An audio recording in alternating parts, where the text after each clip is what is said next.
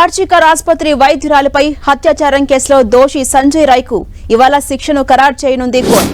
సంజయ్ రాయ్ను దోషిగా తేలుస్తూ శనివారం తీర్పిచ్చిన కోల్కతా కోర్టు ఎంతకాలం శిక్షను విధించబోతోంది అనేది ఇవాళ వెల్లడించబోతోంది.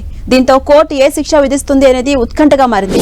ఘటన జరిగిన 162 రోజుల తర్వాత ఈ కేసులో తీర్పు వచ్చింది. గత ఏడాది ఆగస్టు 9న ఆర్జికర్ మెడికల్ కాలేజీలో ట్రైనీ డాక్టర్పై సంజయ్ రాయ్ దారుణంగా అత్యాచారం చేసి హత్య చేసినట్టు తేలింది. ఈ ఘటనపై దేశవ్యాప్తంగా నిరసనలు వ్యక్తం కావడంతో సిబిఐ రంగంలోకి దిగింది. కేంద్ర దర్యాప్తు సంస్థ విచారణలో సంచలన విషయాలు వెలుగులోకి వచ్చాయి. దర్యాప్తు అనంతరం కోల్కతాలోని ప్రత్యేక కోర్టులో సిబిఐ ఛార్జ్షీట్ ను దాఖలు చేసింది.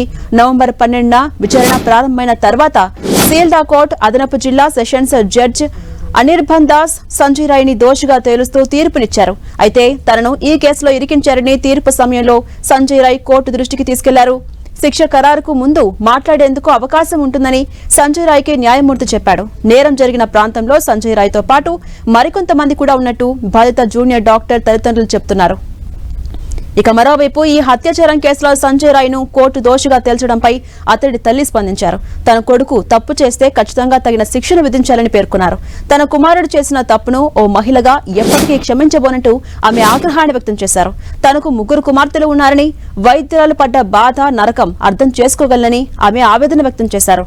సంజయ్ సోదరి కూడా ఇదే చెప్పింది. ఈ కేసుపై సుప్రీంకోర్టుకు వెళ్లే ఉద్దేశం కూడా లేదని వారు పేర్కొన్నారు.